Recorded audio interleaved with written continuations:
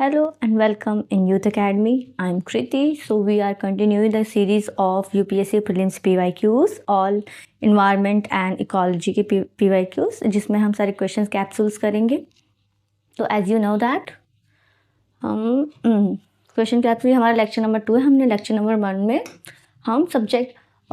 हम topic wise चल रहे थे. तो अगेन ये मैंने स्लाइड इसलिए रखा है कि हमने ये पहले ये एनालिसिस फर्स्ट क्लास में ले लिया है, ताकि आपको ध्यान रहे कि नंबर ऑफ़ क्वेश्चंस इंक्रीज़ हो रहे हैं, कंपैरिजन कर रहे हैं अगर प्रीवियस ईयर से. तो ये टॉपिक वाइज था. तो इसमें हमने इन्वायरमेंट इन इकोसिस्टम में हमने देखा तो जो एवरेज नंबर ऑफ़ क्वेश्चंस आते हैं वो 6 आते हैं. तो हमने इकोसिस्टम अपने फर्स्ट क्लास में जो भी 10 ईयर्स से सारे क्वेश्चंस आ रहे हैं, 10 ईयर्स में जितने भी क्वेश्चंस आए 2015 से लेके 2024 तक, उसको हमने सारा एक टॉपिक वाइज हमने डिवाइड कर दिया कैटेगरी में, फिर हमने वो सारे सॉल्व किए थे. फिर इसी में हमारे एक सेकंड पॉइंट आ जाता है इन्वायरमेंटल डिग्रेडेशन. तो ये जो इन्वायरमेंटल डिग्रेडेशन ही हमारा लेक्चर नंबर 2 में होगा. इससे भी बहुत क्वेश्चंस आए हैं, पिछले 10 सालों में इससे बहुत ज़्यादा क्वेश्चंस आए हैं. ये इसी का पार्ट है इकोसिस्टम का ही. तो टॉपिक वाइज हम चल रहे हैं PYQs को लेके इन्वायरमेंट एंड इकोलॉजी के.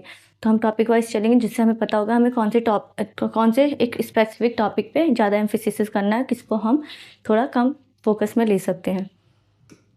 तो let's move for other question part. तो ये हमारा है इन्वायरमेंट डिग्रेडेशन से. बेसिकली इसमें जो भी क्वेश्चंस होंगे लास्ट 10 ईयर्स में वो सारे इस टॉपिक से रिलेटेड इसमें आए हैं. सारे तो नहीं आ पाए क्योंकि इससे बहुत ज़्यादा क्वेश्चंस पूछे गए हैं, तो ज़्यादा वीडियो लंबी ना हो जाए इसलिए मैंने इसको 2 पार्ट्स में डिवाइड कर दिया है. तो इसका पार्ट 1 आज ये है, पार्ट 2 सेकेंड लेक्चर का पार्ट 1 टुडे है.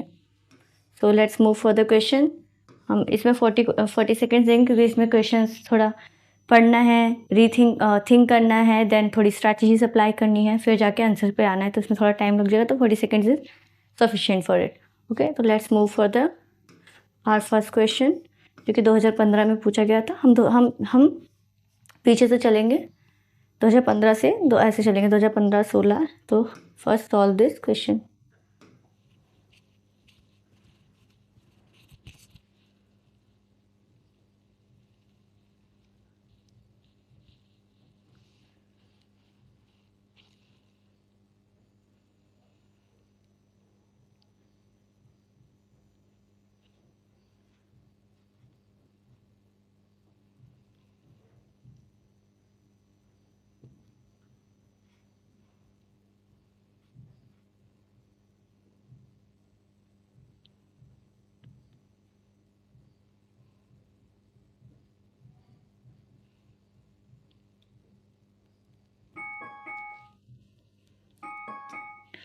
यस, तो हमारा क्वेश्चन फर्स्ट क्या कह रहा है, तो जो 2015 में आया था, with reference to the dugongs बोलते हैं इसको, dugongs a mammal found in India, which of the following statement is correct. तो ये 2015 में ये करंट अफेयर बेस्ड क्वेश्चन है. करंट अफेयर में उस समय टाइम्स ऑफ इंडिया में ये दुदोंग पे क्वेश्चन आया था, तो ये इसी से लिंक्ड है. अगर नहीं आता तो कोई बात नहीं है. इसमें स्पीशीज़ रिलेटेड क्वेश्चंस वैसे भी बहुत पूछे जाते हैं. तो अगर हम फर्स्ट स्टेटमेंट देखें तो it is a herbivores marine animal. Okay, हमें जैसे कि नहीं पता, ये थोड़ा ऐसा होगा जिसमें थोड़े फैक्ट्स अप्लाई कर सकते हैं. जैसे ज़्यादातर जो क्वेश्चंस होते हैं जिसमें बोलते हैं protection under schedule 1 of India, the environment protection act 1972, इस ऐसे क्वेश्चंस को करेक्ट मानना है, क्योंकि जो एक स्पेसिफिक जो स्पीशीज़ न्यूज़ में आती है बेसिकली वो किसी एक थिंकिंग से आती है, ताकि जिसमें ऐसे भी अप्लाइड हो सकते हैं कॉन्सेप्ट कि वो एक्सटिंक्ट हो जा रहा है या किसी स्टेट का नेशनल स्पीशीज़ घोषित कर दिया गया है, तो उसी से रिलेटेड आती है. तो जो ये स्पीशीज़ होती हैं वो लीगल प्रोटेक्शन एक्ट में आती ही हैं, और ज़्यादा जो एक्सटिंक्ट होती हैं, ज़्यादा जिसपे वनरेबल स्पीशीज़ होती है वो schedule 1 and the wild life protection act में ही आती है. और इंडिया का आपको पता है वाइल्ड लाइफ प्रोटेक्शन एक्ट 1972 है. इसके बारे में हमने पढ़ा था अपने नेशनल पार्क की जर्नी में हमने, जो कि अभी कंटिन्यूस होगी, तो उसमें है. तो ऐसे क्वेश्चंस में मुझे लगता है ऐसे ये फिर फैक्ट से ही अप्लाइड हो सकते हैं, क्योंकि इसमें और स्पेसिफिक नहीं जा सकते. शेड्यूल 1 है, 2 है, 3, ज़्यादातर शेड्यूल 1 में ही स्पीशीज़ आती है जो कि करंट अफेयर में होती है. तो अगर हमने इसको ले लिया तो हम जैसे कि इसको मान रहे हैं करेक्ट. 3 तो हमारा होगा ही, अब 3 तो इसमें ही है, तो 50-50 तो हम ऐसे आ गए. अब सेकेंड देखते हैं, it is found along the entire coast of India. इसमें बोला है ममाल फाउंड इन इंडिया, तो हो सकता है एंटायर कोस्ट में मिल सकता है, लेकिन अगर इंडिया में मिल रहा हो, अगर इंडिया के कोस्ट का एरिया देखें तो इंडिया के कोस्ट का एरिया हमें कच्छ से कंबच से होते हुए यहाँ तक फैला हुआ है, नदन सरकार, ये सब पेनिनसुला से। तो इंटायर कोस्ट में मिलना थोड़ा मुश्किल हो जाएगा। तो अगर हम इसको एलिमिनेट भी करें, it is a herbivores marine animal. या तो आप 1C या D पे जा सकते, क्लिक कर सकते हैं। तो हार्बीवोरस दुदोंग, हमें ये भी नहीं पता दुदोंग इसमें ये तो इसलिए करेक्ट है क्योंकि ये पता है ममाल इन इंडिया। इसमें ये नहीं लिखा है कि ये टेरेस्ट्रियल स्पीशीज़ है या एक्वेटिक स्पीशीज़ है। तो इसमें हम अगर इन दोनों को देखें, ये लिंक्ड हो रहा है, ये मरीन भी बोल रहा है और कोस्टल इंडिया में भी मिलते हैं लाइक दिस। तो लिंक्ड हो रहा है मरीन से। तो लग रहा है ये 2 स्टेटमेंट हो तो एक तो करेक्ट होगा। ये एंटायर कोस्ट में मिलना थोड़ा मुश्किल हो जाएगा। हार्बीवोरस हो भी सकता है, नहीं भी हो सकता। ज़्यादातर एक्वेटिक जो भी स्पीशीज़ होती हैं वो हार्बीवोरस होती हैं अगर उसकी साइज़ कंपेयर करें। जैसे कि शार्क होती हैं, हार्बीवोरस नहीं होती हैं। तो अगर हम देखें तो आप इस पे कर सकते हैं, लेकिन यहाँ पर हो जाएगा, यहाँ पर लग से चलेगा।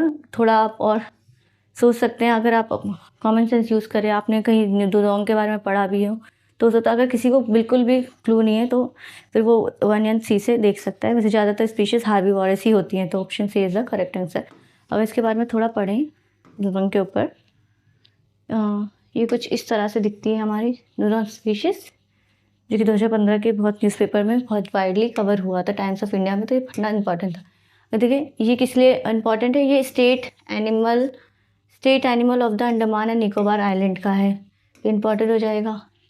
इकोलॉजिकल इंजीनियर्स की बात करें, दुदोंग इकोलॉजिकल इंजीनियर की बात करें, practice cultural grazing, consuming entire meadows that's amending them and return once and sea grasses पे ज़्यादातर निर्भर रहते हैं। ये migrate large distance in search of their favourite sea grass. Basically खाने के जो इनका फेवरेट सी ग्रास खाते हैं, सी ग्रास से पता चल रहा है ये हार्बीवोरस ही हैं। तो ये हार्बीवोरस है, ये अपने सी ग्रास की सर्च में बहुत लॉन्ग डिस्टेंस कवर करते हैं। सेंसरी एबिलिटीज़ को देखें, इकोलोकेशन, साउंड वेव्स रिफ्लेक्शन के थ्रू अपनी डायरेक्शन को नेविगेट करते हैं ये लोग। ये हो गया। 8 में देखें, हमने देख लिया sea grass primary of the Halophila and, ये इतना पढ़ने की जरूरत नहीं है। सी ग्रास पे इतना बड़ा याद रखना है कि हार्बीवोरस है। कंजर्वेशन स्टेटस की बात करें, वनरेबल है, मैंने कहा था एक्सटिंक्ट वनरेबल होती है, ज़्यादातर वही न्यूज़ में इतनी कवर होती हैं। तो वनरेबल है on the IUCN red list, schedule area 1, India's wild life protection act 1972। 3 तो करेक्ट था ही। ऐसे क्वेश्चन में आपको मान के चलना है स्पीशीज़ में कुछ तो सिग्निफिकेंट होगा, तभी वो इसमें इस तरह से आ रही हैं। हैबिटेट की बात करें, found in tropical shallow marine habitat an average of, ये अगर हम कॉन्टिनेंटल क्रस्ट की बात करें तो वहाँ से नीचे 10 मीटर तक मिलती है हमें। Often occur in the protection, अगर सी बेल्ट से बात करें अपना यहाँ से, तो नीचे मिलती हैं। ये हमारा क्रस्ट हो गया, ओशनिक क्रस्ट हो गया, तो वहाँ से। Mangrove chains, sheltered shore lines rich in sea grass basically उस एरिया में मिलती है। Mouth turn downward to the grass, इनका यहाँ पर माउथ है। तो sea grass bed easily have pair of tongues, incisor तेतसैन की can be stay under water for 10 minutes before coming to the surface of air. और सोशल बिहेवियर की बात करें, वेरी सोशल स्पीशीज़ है, फाउंड इन ग्रुप्स ऑफ, ये basically groups में travel करती है, नेविगेट करती है अपने सिस्टम के अपने फूड के लिए। तो ये 2 से 200 इंडिविजुअल्स के उसमें ग्रुप में करती है। तो ये आपको बस इतना याद रखना। दुदोंग एक हार्बीवोरस है, इंडियन प्रोटेक्शन 1972 एंड शेड्यूल 1 में आया हुआ है। ये हो गया हमारा। Let's move to question number 2, जो कि फिर से हमारा 2015 में ही आया था। ये ले आप सॉल्व करिए इसे।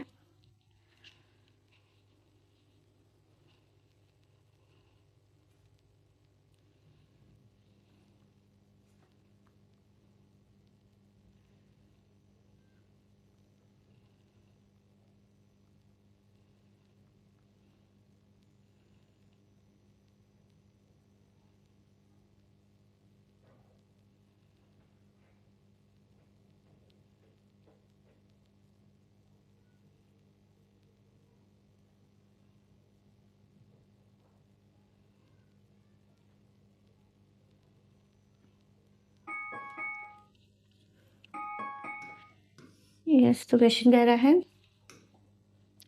Okay, which one of the following is the national aquatic animal of India? तो बहुत इजी क्वेश्चन है। क्रोकोडाइल तो नहीं है, हमें पता ही है। ऑली रिडल टर्टल हमें पता है, ये भीतरकनिका नेशनल पार्क है उड़ीसा में, वहाँ पर बहुत ज़्यादा मिलते हैं, मास नेस्टिंग करते हैं ये। तो ये इतना बस एक फैक्ट के लिए बोल रहे हैं, मास नेस्टिंग करते हैं ये। ऑलिव रिडल्स टर्टल भीतरकनिका वाले इसमें मिलते हैं एरिया में उड़ीसा में, जो कि घड़ियाल तो है ही नहीं। हमें पता है गंगेटिक डॉल्फिन है, वो गंगेटिक डॉल्फिन के फैक्ट में ये रहता है, ये फ्रेश वाटर में रहती हैं। तो कहीं पे भी फ्रेश वाटर हो आपको तो डॉल्फिन होगा ही। ये ज़्यादातर फ्रेश वाटर, अगर डॉल्फिन है किसी वाटर बॉडी में तो उसका मतलब वो फ्रेश ही है। ये हो गया हमारा। तो ये तो इजी क्वेश्चन था, ये 2015 में आया था। ये लीजिए, आपको पढ़ना है इसके ऊपर तो हम देख सकते हैं, आर्टिकल लिख लेंगे इस पर। तो sub species of South Asian river dolphin officially discovered in 1801 में आया था। Species is extinct from most of the early distribution range.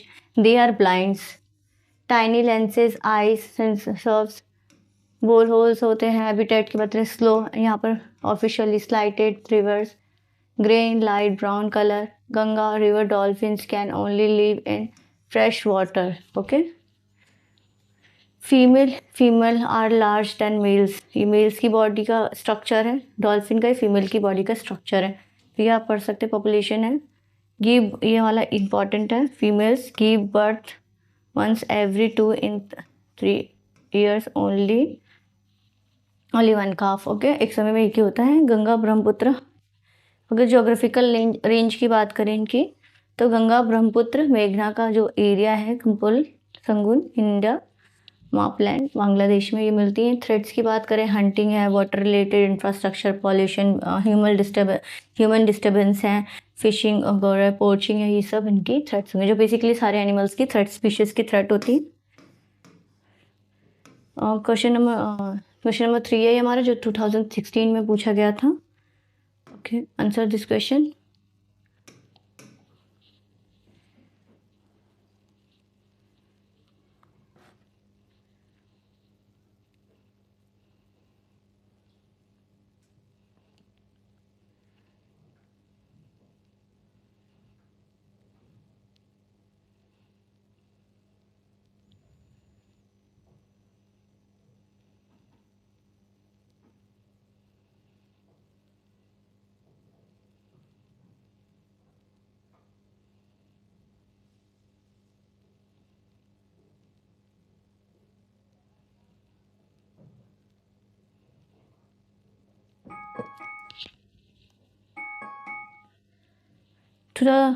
Question number 3 है हमारा ये, which of the following region of India are you most likely to come across the great Indian hornbill in its natural habitat.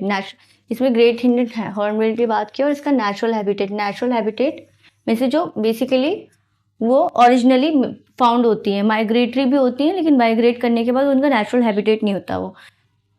तो देख लेते हैं, sand deserts of north west India. Hornbills desert में तो नहीं, जो तो हॉर्नबिल्स ये सब बर्ड्स होती हैं डेजर्ट एरिया में फाउंड इतनी नहीं होती। बेसिकली हरे भरे जंगलों में ही मिलती हैं। हायर हिमालयस और Jammu and Kashmir, salt marches of western Gujarat तो वैसे भी सॉल्ट मार्शेस इतना ग्रीन है। यहाँ हम कश्मीर और वेस्टर्न घाट पे लगा सकते हैं। तो यहाँ पर हम अगेन 50-50 में आ गए, सारा गेम 50-50 का है। तो हमें पता है हॉर्नबिल जो बर्ड्स होते हैं, हॉर्नबिल तो सबने देखा ही होगा, बहुत ही कॉमन बर्ड है जो कि ह्यूमन आई को लुभाती है। अगर मैं इसकी बात करूँ, हॉर्नबिल जो बेसिकली ये फॉरेस्ट में मिलती हैं, जो कि ट्रॉपिकल फॉरेस्ट होता है, ये सब के फॉरेस्ट होते हैं ना, उसमें ज़्यादातर हॉर्नबिल्स ज़्यादा देखने को मिलती हैं। तो अगर बात करें वेस्टर्न घाट में ज़्यादा आपको फॉरेस्ट नेचुरल हैबिटेट मिलेगा, क्योंकि वेस्टर्न घाट बहुत ही लॉन्ग है। यहाँ से हमें यहाँ पर माउंटेन्स मिलती है, नाइमुड़िया, नमलाई, काठगोदाम, ये सब मिलती है। फिर यहाँ पर हमें, ये हमारा वेस्टर्न घाट होता है, फिर ईस्टर्न घाट हो जाता है, फिर हादरी, ये सब मिलती हैं। तो वेस्टर्न घाट में एक ऐसा एरिया है जो भी बहुत ही लार्ज फॉरेस्ट कवर से घिरा हुआ है। हिमालयस की बात करें तो हिमालयस की अगर बात करें तो वो कुछ ही एरिया में फैल यहाँ तक के एरिया में देख सकते हैं, जो कि हॉर्नबिल्स वहाँ पर भी मिल सकते हैं, लेकिन नेचुरल हैबिटेट मुझे जितना लग रहा है कि लार्ज के एरिया होगा तो नेचुरल हैबिटेट मिलना ईजी होगा। तो वेस्टर्न घाट हम सोच सकते हैं, western Ghat, D is the right answer, western Ghat ही है।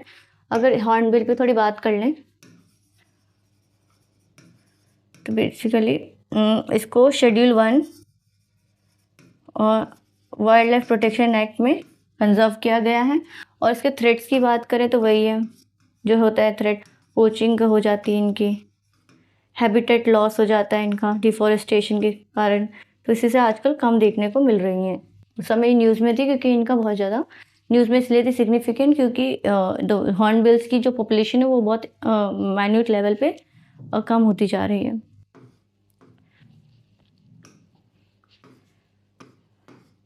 टू 2016 अगेन क्वेश्चन आया था और दिस क्वेश्चन टू।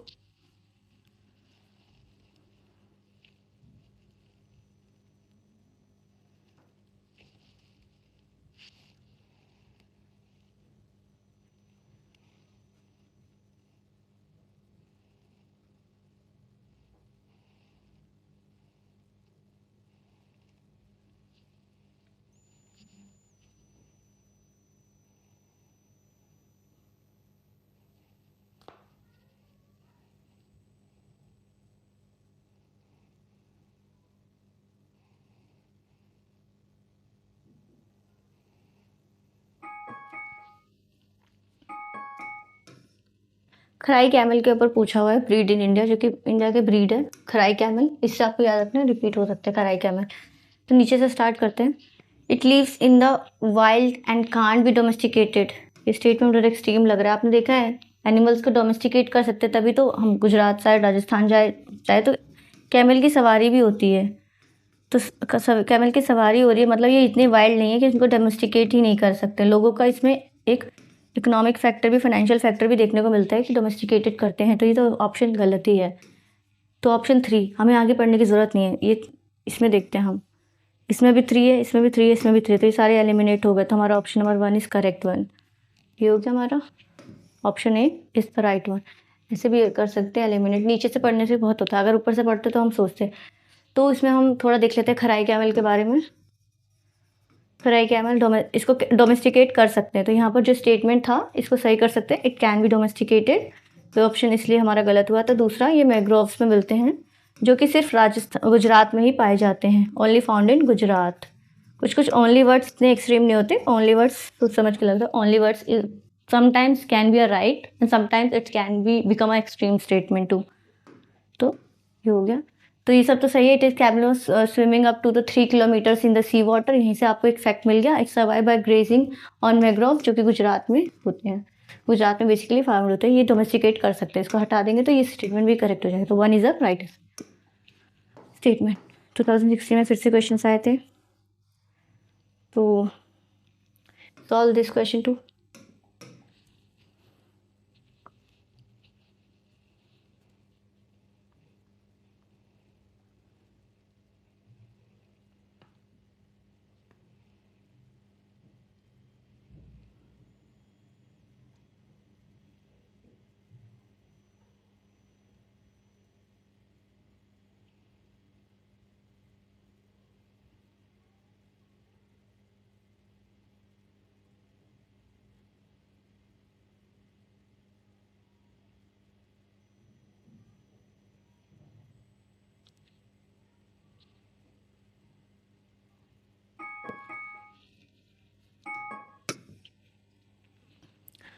ये तो इसमें which with reference to the red senders sometimes seen in news consider the following statement। Red sanders की बात तो हुई है, आपने पुष्पा मूवी देखी होगी, पुष्पा, और ये जो क्वेश्चन है, ये जो क्वेश्चन आया 2016 में, ये आपको 2024 में ही मिलेगा, इनडायरेक्टली लिंक्ड हुआ है ये। तो रेड सेंडर है, पुष्पा मूवी देखी होंगी, उसमें जो लाल चंदन की लकड़ियाँ जिसे बोलते हैं, लाल चंदन की लकड़ियाँ, उसका कैसे इनलीगल स्मगलिंग होती है, उसकी बहुत ही यूज़फुल बेनिफिट्स होते हैं। उसको इंस्ट्रूमेंटल यूज़फुल में भी, जैसे आपने देखा पुष्पा में तो एक कोई गिटार बनाने के लिए जापान में ये स्मगलिंग होती थी, तो अगर आप देखें तो पुष्पा मूवी बेसिकली आंध्र प्रदेश के साइड्स की ही स्टोरी बताता है, आंध्र प्रदेश तमिलनाडु के जंक्शन की बात करें तो हम देख लेते हैं it is a tree species found part of south India. हमें पता है पुष्पा मूवी साउथ इंडिया से ही रिलेटेड थी, यहाँ पर रेड सेंटर मिलता है, तो ये करेक्ट हो जाएगा। तो मूवी से हमें ये इन्फ्लुएंस मिल गया और it is a tree species.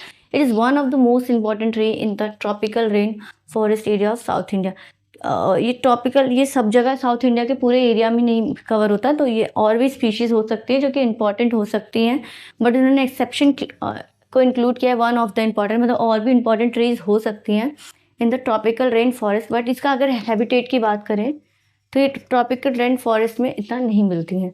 तो अगर इसको देखें तो वन इज़ राइट वन, तो A is the correct option. अगर इसे थोड़ा पढ़ लेते हैं इसके ऊपर, ये देखो लाल चंदन की लकड़ियाँ, तो रेड फॉर बोटानिकल नेम इसका Pterocarpus santalinus is a non fragment variety of sandalwood है, the mostly grown in rocky hilly region, saplings rich 8 to 10 meters in 3 to 4 years, but growth slow down after that. The trunks are sliders and take us up to 20-25 years of the tree to beautifully deep redwood to be used. 20 से 25 साल लग जाते हैं इसको grow करने में basically. It is found in the thorny shrubs dry deciduous forest area, वहाँ पर ट्रॉपिकल एवरग्रीन फॉरेस्ट लिखा हुआ था, तभी इसमें होता है, क्योंकि जो ट्रीज़ की जो इनकी जो नेचुरल हैबिटेट होती है, जो भी किस हैबिटेट में मिलती है, वो अगर देखा जाए तो यूपीएससी की एक टेंडेंसी है, वो ज़्यादातर नेचुरल हैबिटेट को चेंज कर देते हैं और डाटा डिस्टॉर्शन का केस कर देते हैं, डाटा को ही चेंज कर देते हैं।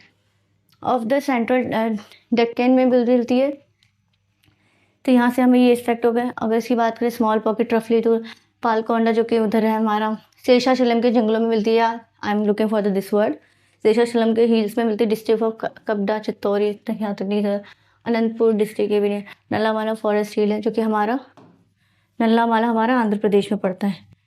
मैं इंडियन ज्योग्राफी में आपको सारे माउंटेन रेंजेस कराऊंगी तो पता चलेगा। पालाकोंडा यहाँ पर पड़ता है, पालाकोंडा, वेलिकोंडा, नल्लामाला हिल्स, फिर यहाँ पर हमारा शेरशाचलम के जंगल्स होते हैं जो कि रेन सेरेस protected species under the convention of international trade in the indigenous species CITES के वाइल्ड फ्लोरा एंड फौना में कवर है। तो ये हमने देख लिया इसके फैक्ट्स। नेक्स्ट मूव टू 2017 के क्वेश्चन से स्टार्ट हो गए। ऑल दिस क्वेश्चन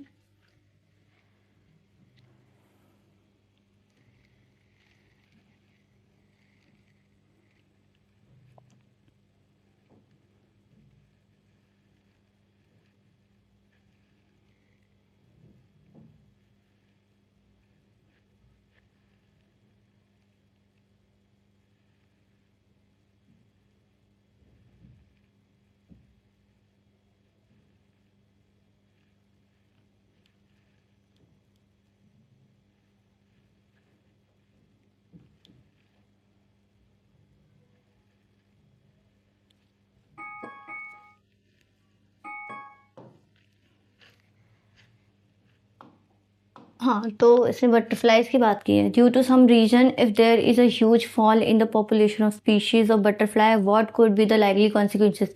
अच्छा, स्पीशीज में उनके फॉल हो जाएगा पॉपुलेशन के, तो क्या कॉन्सिक्वेंसेज होते हैं। Pollination of some plants could be adverse effectly, ये तो करेक्ट है।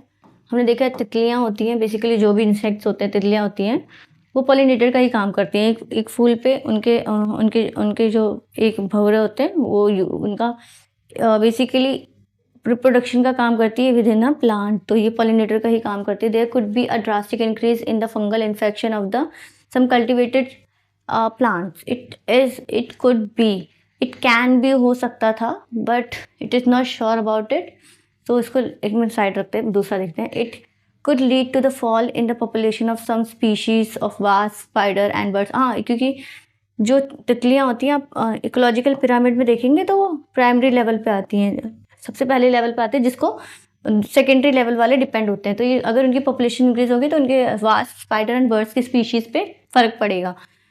तो ऑल ऑफ द थ्री भी है हमारा, 1 and 3, 1 and 3 तो हम करेक्ट है कि 1 and 3 है, तो हमारे ऑप्शन में ये तो हमें 1 and 3 है।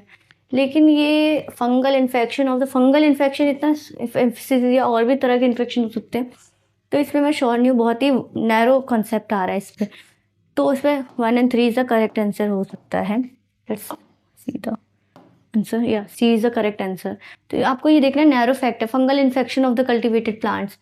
प्लांट से लिंक्ड है, प्लांट से तो है नहीं, ज़्यादातर फूल से ही लिंक्ड होती हैं, और प्लांट में फंगल इन्फेक्शन तितलियाँ प्रिवेंट नहीं करती हैं, तो ये हो सकता है। या ये तो बहुत ही, हाँ मैंने इसको अभी डिस्कस किया था थोड़ी देर पहले ही, आप देख सकते हैं। Solve this question.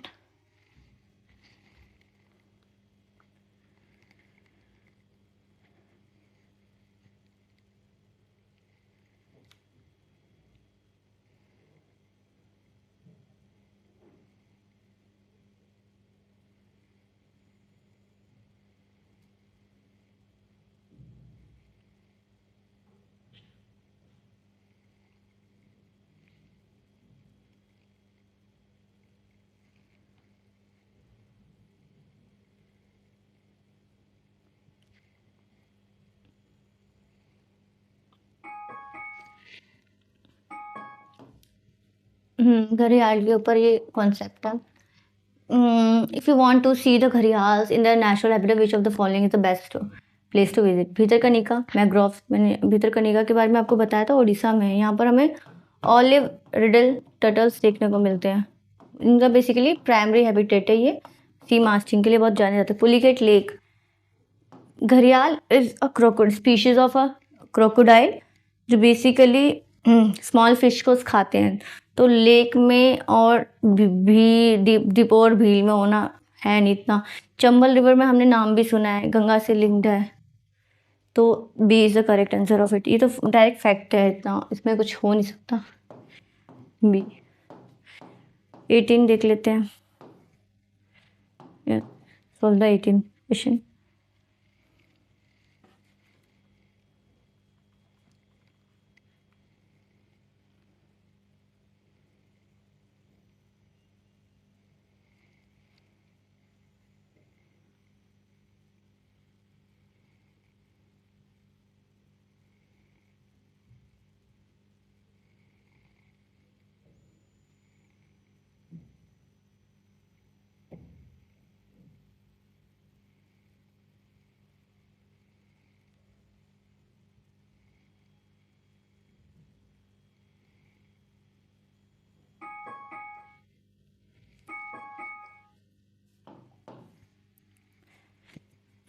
तो Asiatic land, one of the following region has the world's largest tropical peatland, okay, which hold about 3 years worth of global carbon emissions from fossil fuels, and the possible destruction of which can exert detrimental effect on the world climate. Which one of the following denotes that reason? Basically ये Peatland की बात करें, यही same question 2014 में भी repeat हुआ है, totally same question. पीटलैंड्स पता है, वेटलैंड्स तो पता होंगे, वेटलैंड से रिलेटेड ही कॉन्सेप्ट है पीटलैंड्स।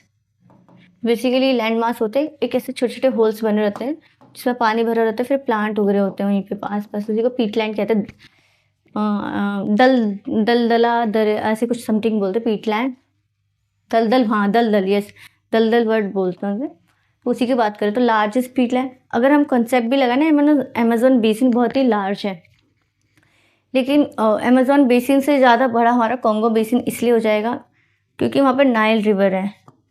अगर हम अफ्रीका के, हमने अफ्रीका की मैपिंग भी पढ़ी है, अगर अफ्रीका का मैप को देखें तो यहीं कहीं कॉन्गो बेसिन हमें मिलता है, डेमोक्रेटिक रिपब्लिक ऑफ कॉन्गो के आसपास, ठीक है, तो यहाँ पर मिलता है। तो वो जो विक्टोरिया फॉल्स है, वाइट नाइल, ये नाइल होके जो बनाती है, उसी से, उसकी ट्रिब्यूटरी से एक बड़ा सा बेसिन बन जाता है। तो हमने रियो दे ला प्लाता के बारे में पढ़ा था, जो कि हमारा ब्राज़ील में है, जो कि एक रिवर है, माउथ पनामा रिवर है, उसकी माउथ को एंड करती है वहाँ पर। तो आपको वर्ल्ड ज्योग्राफी में हमने, जो हम वर्ल्ड मैपिंग करते हैं उसमें पढ़ा था, कि कोरी बेसिन के ऊपर नहीं पढ़ा, कि कोरी बेसिन इतनी फेमस भी नहीं थी पीटलैंड को लेके। अमेजोन बेसिन और कॉन्गो बेसिन में से नाइल रिवर की ज़्यादा हम देखेंगे एरिया है, तो हम कॉन्गो बेसिन पे लगा सकते हैं। बेसिकली कॉन्गो बेसिन की ही बात हो रही है यहाँ पर, B is the correct answer है। अब इसकी देखते हैं, ये वाला आप सॉल्व करें।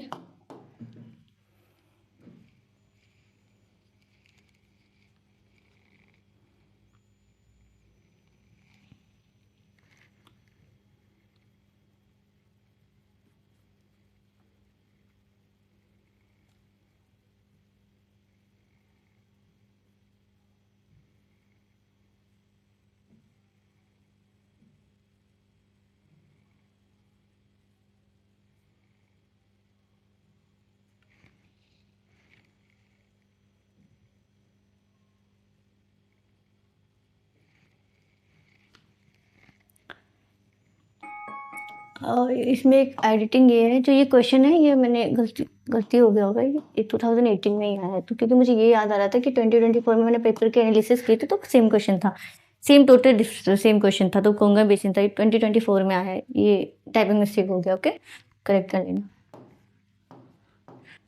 तो हाँ इस पे थे, तो इसमें क्या पूछ रहा है, which one of the following is are the possible consequence heavy sand mining in the river bed. Sand mining की बात कर रहा है, heavy sand mining in the river bed से connected, decrease salinity in the rivers, pollution of the ground, of course अगर sand mining होगी तो ground water में पॉल्यूशन होगा ही, lowering the water tablets, of course sand mining होगी तो वाटर टैबलेट में, लेकिन डिक्रीज द सैलिनिटी द, अगर सैंड माइनिंग से सैलिनिटी तो डिक्रीज नहीं होगी, इंक्रीज हो सकती है इनडायरेक्टली, तो 2 and 3 is the correct answer होगा इसका, B is the correct answer. Okay, 2019 का है, सॉल्व दिस।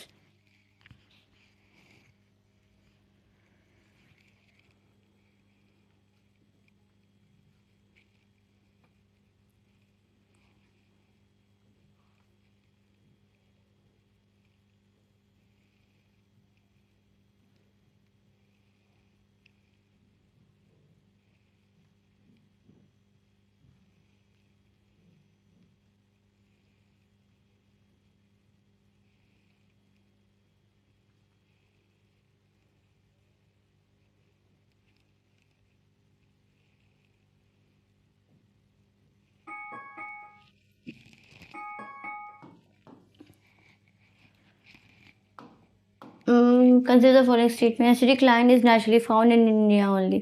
हाँ, एसिडिक लाइन के बारे में पता है कि एसिडिक लाइन की जो होती हैं स्पीशीज वो इंडिया में ही मिलती है, तो ये तो पता ही है, पता ही होना चाहिए बेसिकली, नहीं पता वो सोच को एलिमिनेट करेंगे अभी हम। Double hand camel is naturally found in India only, double hand camel को हमने इतना तो इंडिया में हमने देखा नहीं, हमने सिंगल हम्प्ड कैमल देखा है। Double hand camel, double humped camel का मतलब जो कैमल के ऐसे 2 हेम्प होती हैं, ये कैमल है तो इनकी जैसे कि ये 2 हेम्प रहती हैं, इनको डबल हेम्प कैमल कहते हैं। तो नेचुरली हमने देखे तो हमने कैमल को इतना देखा नहीं डबल हेम्प, अगर अब सीन की बात करें तो one horn rhino is naturally found in India only. अब आपको पता है जो वन हॉर्न राइनो वो असम के साइड में बहुत ही फेमस है, काजीरंगा नेशनल, उसमें मिलती हैं, तो वहीं से आपने देखा असम तो नेपाल से भी कनेक्ट है, तो इससे हम अंदाज़ा लगा सकते हैं नेचुरली असम में भी फाइंड, असम से लेके इंडिया में है, जो कि नेपाल में भी फाउंड हो सकते हैं, तो ओनली वर्ड सब में लगे एक्सट्रीम वर्ड्स हो रहे हैं, तो ऐसा तो नहीं नीदर वन नोर होगा। हमने लार्ज स्केल पे नहीं देखा, अगर नेचुरली फाउंड होता तो इंडिया में लार्ज स्केल पे डबल हैम्ड मिलता।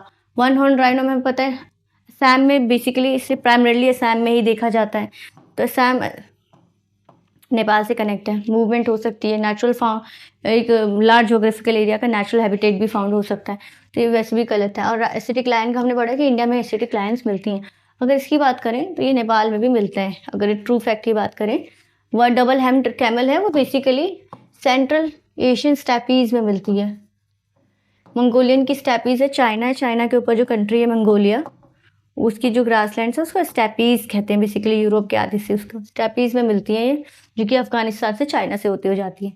तो अगर इसको नेचुरली फाउंड देखे तो मैंने आपको बता दिया, मंगोलियन स्टैपीज़ में मिलती है, सेंट्रल एशिया में मिलती है। हॉर्न राइनो की बात करें नेपाल में भी मिलता है, असम में भी मिलता है। एशियाटिक लायन है जो कि सिर्फ नेचुरली फाउंड इन इंडिया, तो only one is the correct answer. Yes, 2019 का क्वेश्चन है, solve this.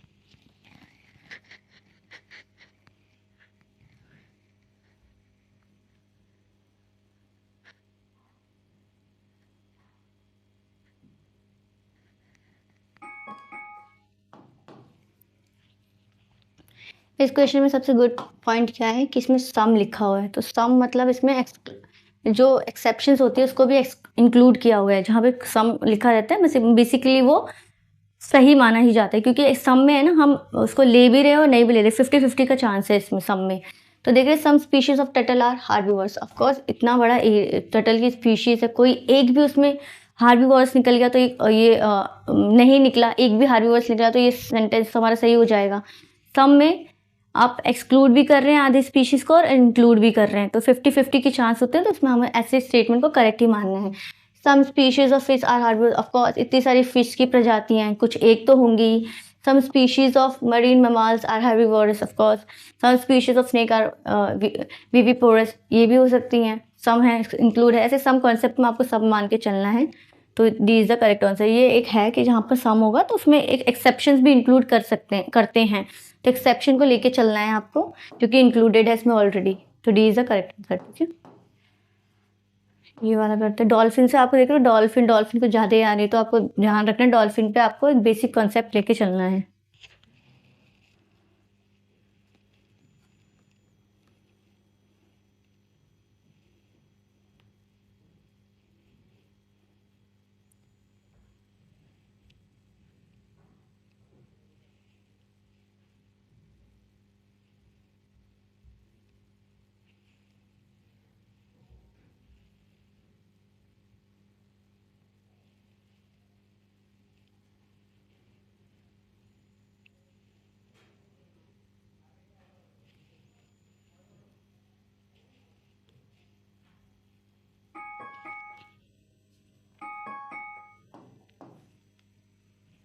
Match the following है इसमें।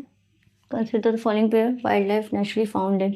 वाइल्ड लाइफ नेचुरली फाउंड इन, तो ये वाइल्ड लाइफ है और इसके नेचुरल हैबिटेट्स दिए हुए हैं। तो देखते हैं। Blue fin Mahir Kaveri basin में है। इरावदी डॉल्फिन चंबल रिवर में। अब ये चंबल रिवर हमने पढ़ के आया गंगा से रिलेटेड, तो इसका मतलब ये नहीं डॉल्फिन भी मिलेंगे। इरावदी डॉल्फिन तो मिलते हैं, लेकिन क्या इसी स्पीशीज के मिलते हैं, तो आपको इसे करेक्ट नहीं चलना है, पढ़ना है पहले। ऐसे हमने देख लिया 2 इज द राइट वन, तो देख लेंगे 2 किस में आ रहा है। 2 देखो आप, अगर एक भी एलिमिनेट हो जाएगा, कोई एक स्टेटमेंट में एलिमिनेट हो जाएगा तो आंसर आ जाएगा। रस्टिंग स्पॉटेड कैट ईस्टर्न घाट। रस्टिंग स्पॉटेड कैट, वो जो कैट नहीं होता जिसमें स्पॉट्स लगे रहते हैं ब्लैक ब्लैक टाइप के, उस वैसी स्पीशीज की बात करें जो ईस्टर्न घाट में मिलना संभव है, ये इतनी बड़ी बात नहीं होती थी। हम तो इंडिया में भी देखते हैं नेचुरली रस्टिंग स्पॉटेड कैट्स मिलते हैं। अगर तीन को हम सही मान रहे हैं, 3 इन तीन स्टेटमेंट में, हमें एक को गलत मानना है। इरावदी डॉल्फिन एक बहुत ही नैरो कॉन्सेप्ट हो जाएगा। डॉल्फिन मिलते तो है चंबल रिवर में, लेकिन फाइन महीर, अगर आपको बता दो blue fin mahseer is a fish की एक प्रजाति है, जो नेचुरली हम फिश बनाते थे ना स्कूल में, जो ऐसे करके फिश बनाते थे जिसमें ऐसे ऐसे कांटे होते थे, वैसी कुछ टाइप की स्पीशीज़ है ये फिश की। तो कावेरी रिवर में मिल सकती है ये। मुझे इसमें डाउट हो रहा है क्योंकि बहुत ही नैरो कॉन्सेप्ट है और हमने इससे पढ़ा भी नहीं रहा बड़ी डॉल्फिन मिलती है।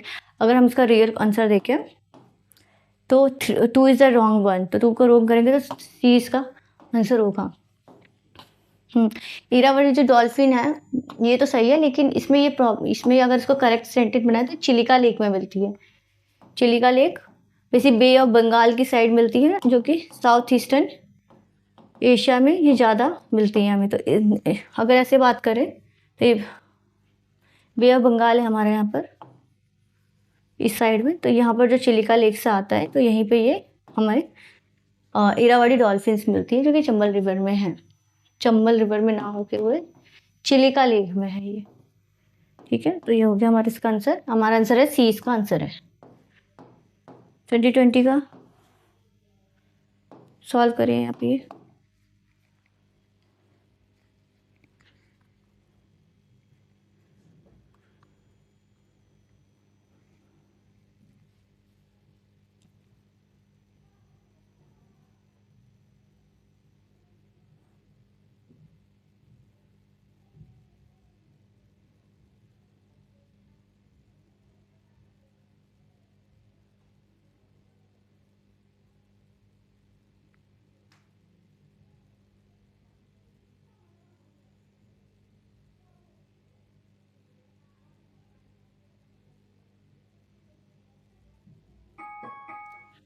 तो हम ये क्वेश्चन पे थे, with reference to the elephant consider the following statement. तो हम नीचे से पढ़ रहे थे, among the following statement highest elephant population is in Kerala. तो जो केरला वर्ड है हाईएस्ट पॉपुलेशन, हम पूरे इंडिया के स्पीशीज में अगर देखें तो ये बहुत नैरो स्टेटमेंट हो जाएगा। नैरो स्टेटमेंट को हमेशा डाउट की नज़रों से देखना है, क्योंकि डाटा डिस्टोर्शन का केस हो सकता है। ऑफकोर्स कर्नाटका भी हो सकता है केस, ज़्यादातर जो के फॉर कर्नाटका तमिलनाडु साइड भी हो सकता है। हमें नहीं पता है कि करेक्ट आंसर क्या है, तो हम इसको क्वेश्चन में ले रहे हैं इसमें। तो elephant can normally go to calving it till the age of 40 years only word भी आ गया यहाँ। तो हमें सोचना है, अगर हमें पता है जो एलिफेंट होता है बेसिकली उसकी 60 to 60, जो फीमेल एलिफेंट की प्राइमरली मैं बात करूँ, जो 60 to 70 ईयर्स की इनकी एक लाइफ होती है। तो और हमें पता है वो एक लाइफ टाइम में फोर ऑफस्प्रिंग्स लेती हैं, इतनी तो कंसेप्ट आते होंगे। तो होता है, अगर हम इस हिसाब से भी चले तो ये 40 ईयर्स तक ही ओनली रहेगी, वो 50 तक भी तो जा सकती हैं, तो उससे पहले भी हो सकती है। तो एक बहुत ही ओनली स्टेट में लगा के इन्होंने इसको क्वेश्चन मार्क कर दिया है। अगर मैं इसको गलत मानूँ, 3 को गलत मानूँ, तो मेरा आंसर वैसे भी ये निकल रहा है, हमने 4 को भी गलत मान के चला है। तो अभी a leader of an elephant group is female. हाँ, आपने वो नेशनल ज्योग्राफीज में देखी होगी, जो जहाँ पर स्पीशीज़ के ऊपर एक आती है, उसमें जो वैसे भी हमें पता है जो फीमेल होती है वो ग्रुप की लीडर होती है, और जो इनका होता है 22 मंथ्स का ही जेस्टेशन पीरियड होता है। तो ये वैसे भी ये दोनों लिंक नहीं कर रहे हैं आपस में, ठीक है। तो हमने ए इज द राइट आंसर मान के चलना है, जो कि राइट ए है, ठीक है। फिर हमारा एक और रह रहे, 2-3 क्वेश्चंस और रह रहे हैं अभी हमारे, ठीक है। तो ये वाला कर लिया क्वेश्चन। अब 2020 पे आ गए हम। Solve this question 2।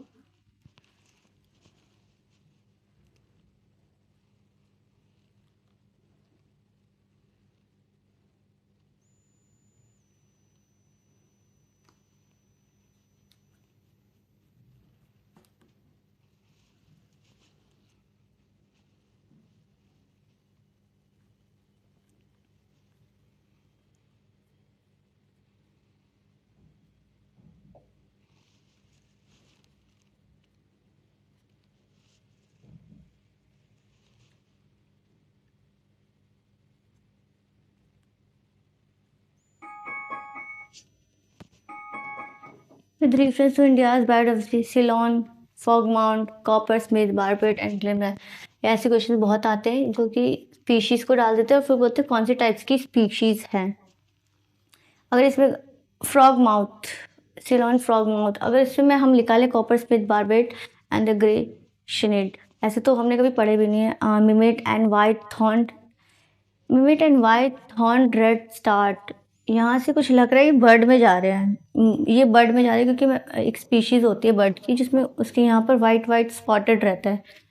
और फ्रॉग माउथ सिलोन से भी लग रहा है बर्ड में भी। रेप्टाइल नहीं हो सकता है, प्रीमेट्स नहीं हो सकता है, एम्फीबियंस नहीं हो सकते। ये बर्ड स्पीशीज़ का ही इसका कॉन्सेप्ट आ रहा है। ये इज़ द करेक्ट आंसर। ये सी दिस, मुझे ये सब नहीं पता था ये क्या है फ्रॉग माउथ। फ्रॉग माउथ से तो मुझे लग रहा था ये पक्का कोई पानी में रहने वाला फ्रॉग होगा, फ्रॉग की कोई स्पीशीज़ होगी। कॉपर स्मिथ नो आइडिया, ग्रेशन नो आइडिया, बट मुझे यहाँ से पता चला white throated redstart are. तो यहाँ पर मैंने पता है वाइट थ्रॉन्ड एक बर्ड होती है, उसकी नीचे यहाँ पर जो नीचे साइड होती है उसकी रेड स्पॉटेड होती है, तो उससे मुझे लगा ये बर्ड होगी, तो मुझे एक पता चल गया, फिर मैंने बर्ड लगा दिया, आंसर करेक्ट आ गया। तो कभी कभी सेंसेस को भी चलना है, अगर आपको इंस्टिंक्ट आ रही है, इंस्टिंक्ट इज ऑलवेज करेक्ट, क्योंकि आपने कहीं ना कहीं इनडायरेक्टली पढ़ा होता है जो कि माइंड में आ जाता है, कहीं देखा होता है। Let's move for the 2021 question. Consider the following statement.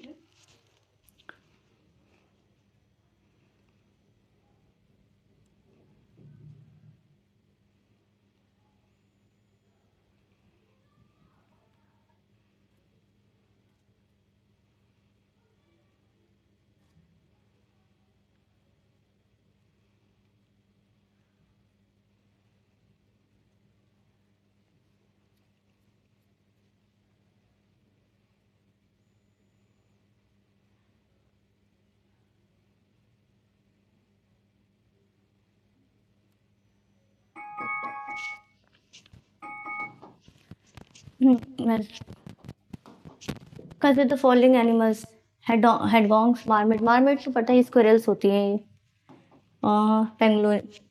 Pangolin भी पढ़ा है हमने, जो जमीन पर रहती है जिसके ऊपर से कांटेदार रहते हैं ना, उसको पेंगुलिन बोलते हैं।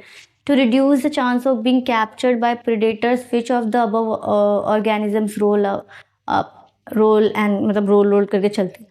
ओ आपने एक वो पढ़ी होगी पिनोशियो, कार्टून की कुछ है वो, तो उसमें आपने देखे उसका पेंगुलिन उसके साथ पिनोशियो के साथ येलो येलो कार्टून होता है वो, एनीमे है बेसिकली वो।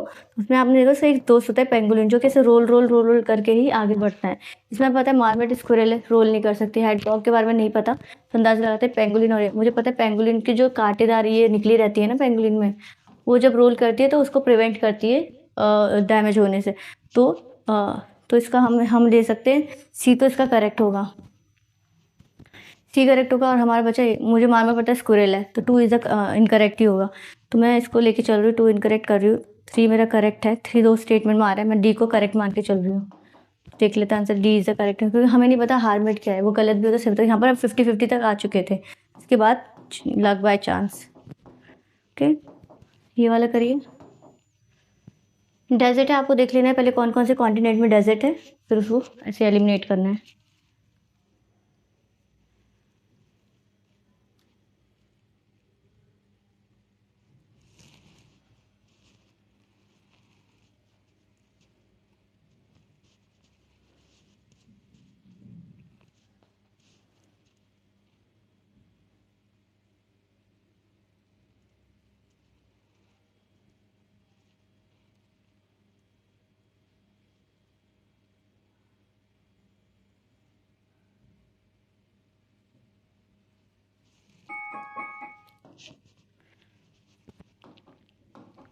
Which one of the following lakes of West Africa became dry and turned into the desert? Okay, South Africa.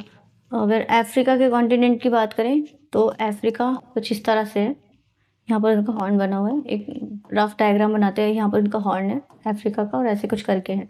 हमें पता है विक्टोरिया लेक यहाँ से इधर से निकलती है, तो वेस्ट ऑफ अफ्रीका मतलब इस साइड की बात कर रहा है अगर वेस्ट ऑफ अफ्रीका, तो विक्टोरिया हमें पता है ईस्ट ऑफ अफ्रीका में, तो ये वैसे भी माइनस कर देते हैं।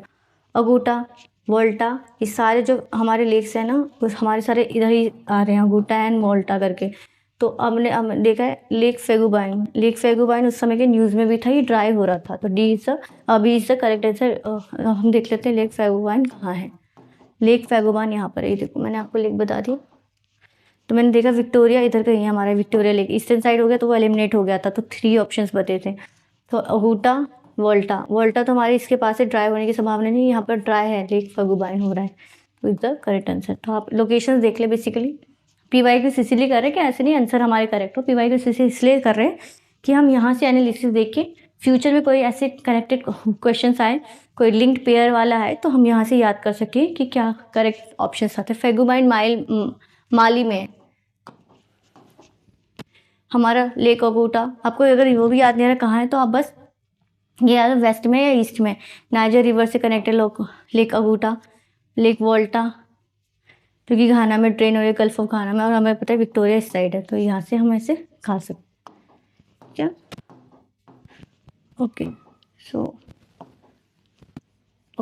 सो यहीं तक हमारी क्लास थी। आई होप ये क्लास आपके लिए बहुत इंटरेस्टिंग हुई, बहुत ही नॉलेजफुल रहे, और आप इस PYQ के थ्रू जो भी समझ सके कि क्या एक ट्रेंड आ रहा है इकोलॉजी एंड इन्वायरमेंट को लेके, और आप इसके थ्रू ऐसा, इसमें हमें ये नहीं करना था कि हमें आंसर सही निकालने थे, हमें बस एनालिसिस देखना था और ट्रेंड्स देखने थे, फिर उसी ट्रेंड्स के हिसाब से अपनी स्टडी कंटिन्यू करते हुए जो हमारे 2025 का जो प्रीलिम्स का पेपर है उसमें हम एक्सेल करने की कोशिश करेंगे। So thank you for everyone watching this session and stay for tool for further more updates and classes.